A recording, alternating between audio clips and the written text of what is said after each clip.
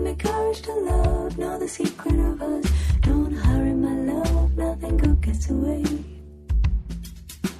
Satyam jnanam anantam brahma, satyam jnanam anantam brahma, satyam jnanam anantam brahma, satyam jnanam anantam brahma. Wow, suparna sayuja sakaya samanam vriksham parishvasvajati kayoranya pittalam swadvatya nashnananyo abhijagashiti. Om Shiva Shri Shakti Shivoham Shaktyoham. Om Shanti.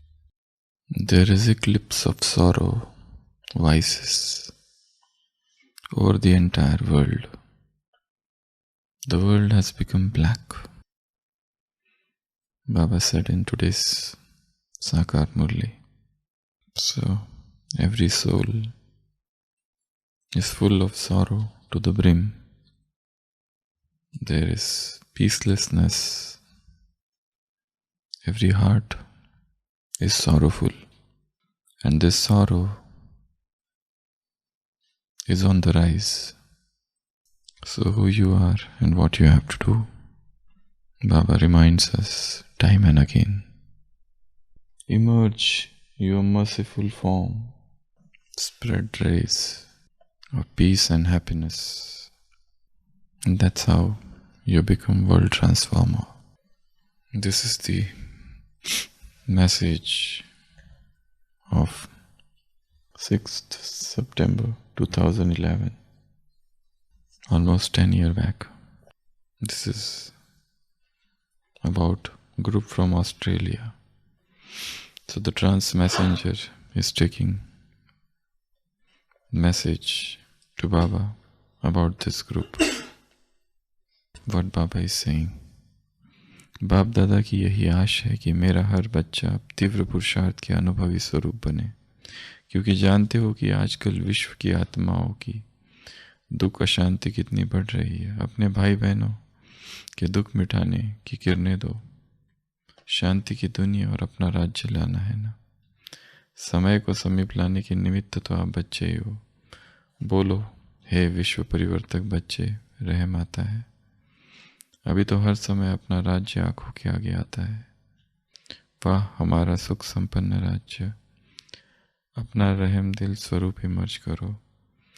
आपकी प्रत्यक्षता से बाप की भी प्रत्यक्षता हो ही जाएगी। सभी के मुख से यही निकले, हमारा बाबा आ गया, सुख शांति का समय आ गया। अब सब मिल करके आपस में रूरियान कर प्लान बनाओ। दादी से भी रूरियान करो। बाप दादा का हर बच्चे के प्रति पदम गुना याद प्यार और दिल का दुलार स्वीकार हो। So Baba is saying, oh world transformer children, do you experience that feeling of mercy? You are instruments of bringing the time close. Give rays to your brothers and sisters because they are in sorrow. Shanti ki duniya, the new world of peace. Your own kingdom you have to bring near. So this is your task. Emerge your merciful form. Spread rays. Mercy is of two types. What could be the types of mercy? Okay, mercy for the self and mercy for others. What else? Limited and unlimited. What does limited mercy and unlimited mercy mean? Limited means for some time. Okay, so it can also be time dependent. Short time, long time. What else? Situational mercy. Mercy can be situational. What else? Gross and subtle. Subtle mercy and gross mercy. Means you satisfy, you give, help somebody with the physical needs, and the subtle is you provide them sakash, rays, vibes. What else? Mercy. What What could be the classification of mercy? Rahm, internal and external. Temporary, that time, we already said. Time, temporary and permanent. So internal mercy and external mercy. What else? Mercies can also be of two types. One is egoistic and egoless. What is egoistic mercy? You help somebody, and helping somebody satisfies your ego. You crave for name and fame. You want to make an exhibition of your mercy. You want to broadcast it, showcase it to public. If nobody notices, then you don't feel joy. But if yes, somebody is seeing, then you start helping poor. Photo op. You know photo op? It's quite a common word in politics.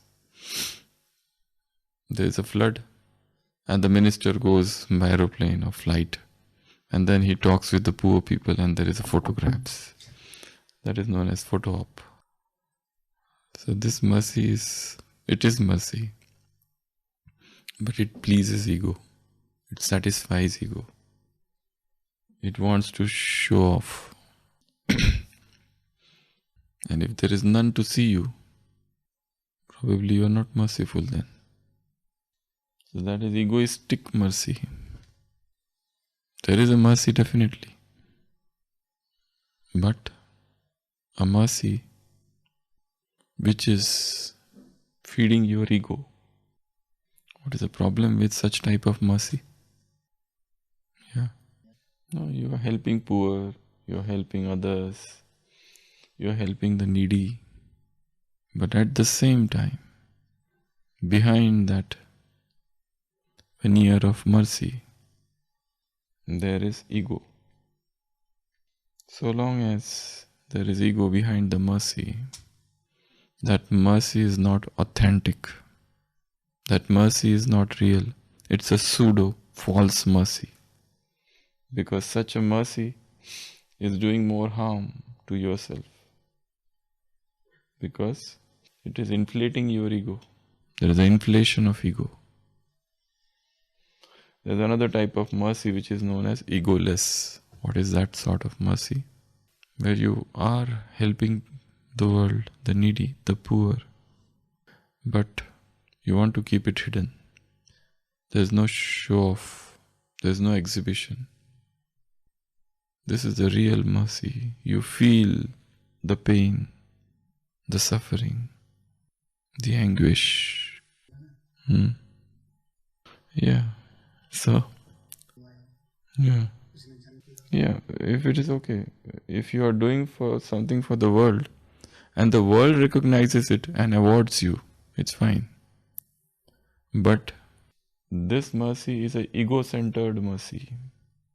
It wants to attract public attention.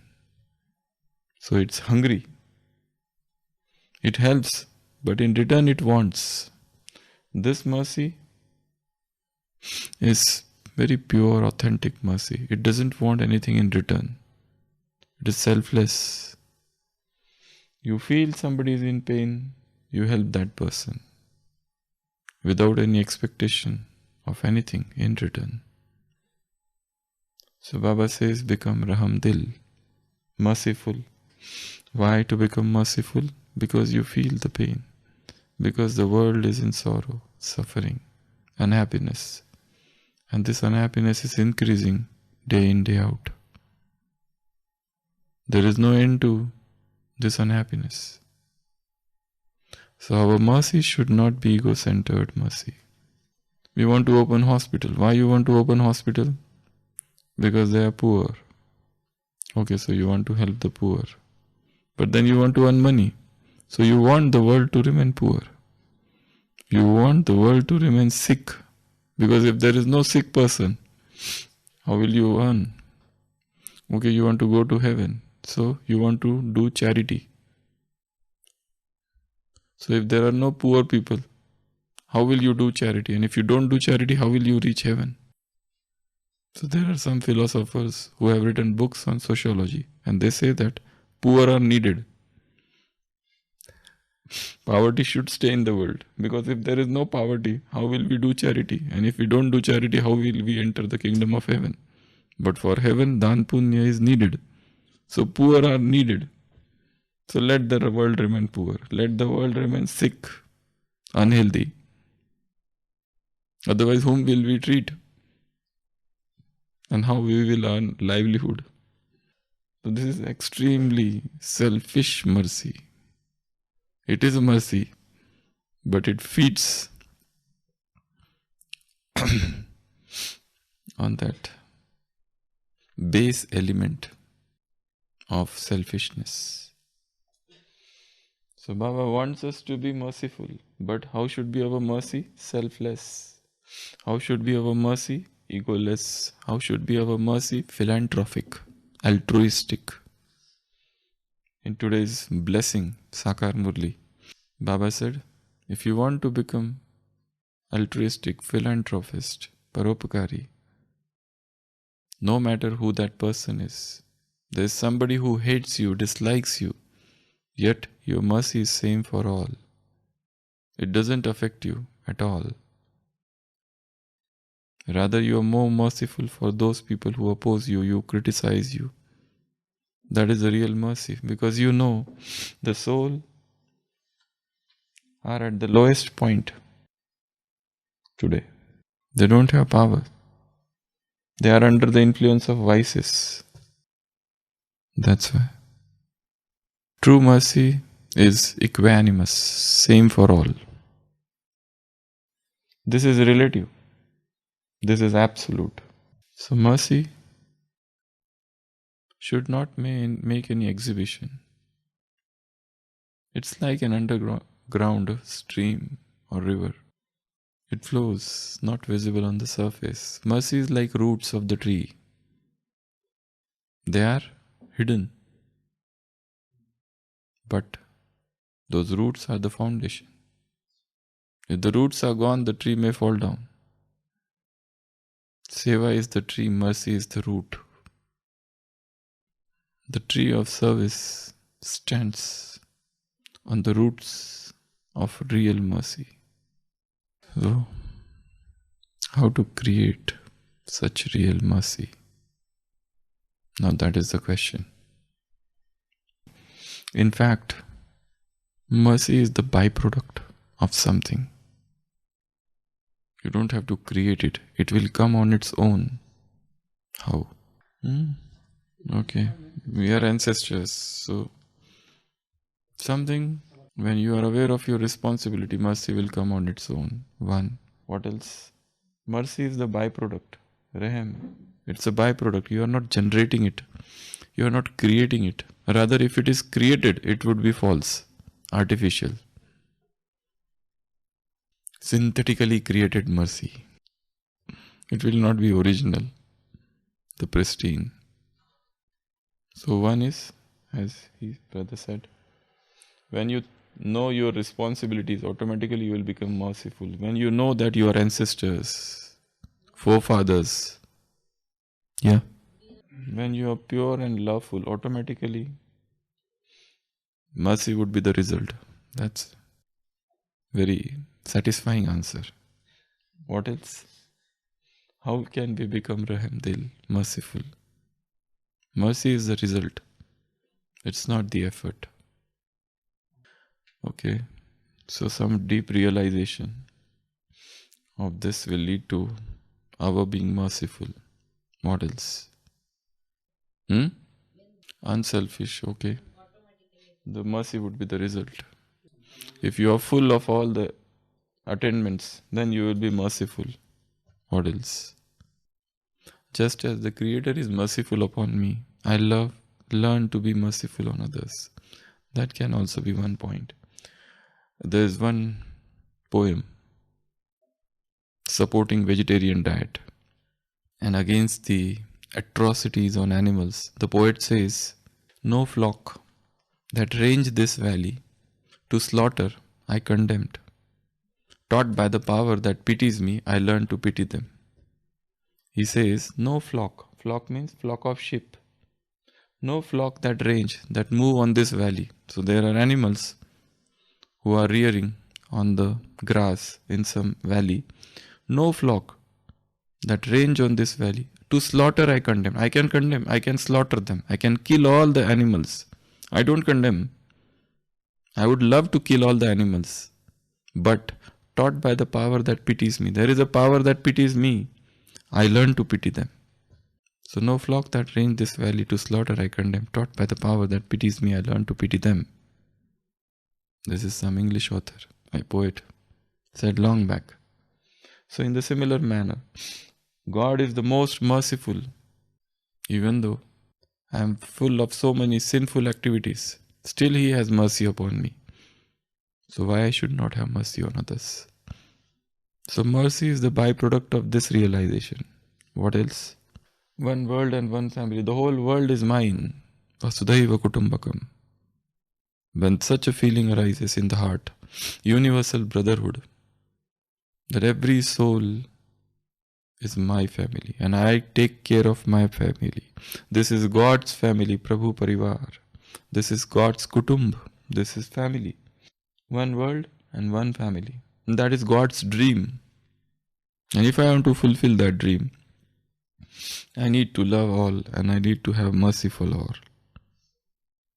So when this realization comes, or the consciousness expands to that level, we are freed from the limited consciousness and we move to unlimited consciousness where we realize that everything is one.